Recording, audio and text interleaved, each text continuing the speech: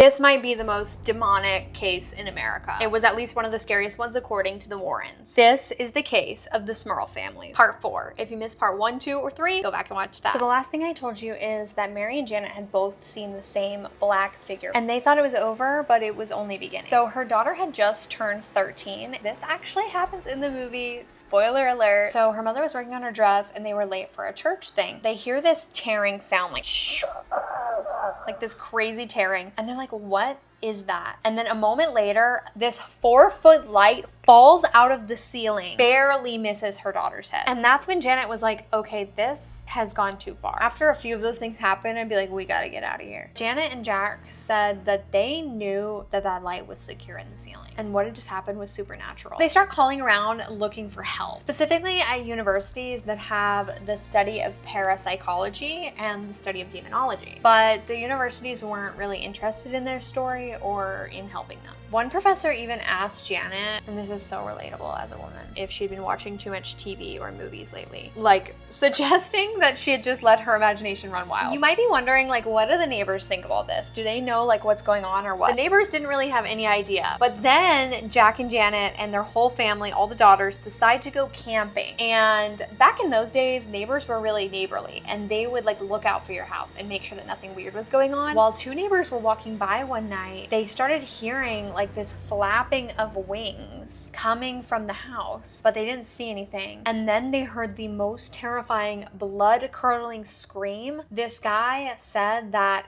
he's never heard someone get murdered, but he imagines that's what it would sound like. So this is when the neighbors started to catch wind that something was not right at the Smurl family home. And the haunting just keeps going. And it gets weirder and weirder and weirder as we go on. School's about to start. They get back from the camping trip and Janet takes the girls school shopping, and Jack decides he's gonna stay at home by himself because he doesn't feel that well. So he goes upstairs and he lays down in their bedroom and he's reading a book. And it was such a boring book that he fell asleep reading it. So one thing about Jack that you should know is when he was a child, he used to have nightmares about falling pretty often, and he would awake with a jolt. So on this occasion, Jack fell asleep and he was dreaming that he was floating and he could feel the wind on both sides of him and he could hear cars. And when he woke up, he looked down and he was levitating off the bed. He started to panic and he was thrown back onto the bed, and he balls his hands into fists and he's like, show yourself, demon. Like, okay, you're gonna beat him up. But he looked around, just like when Janet heard her name being called,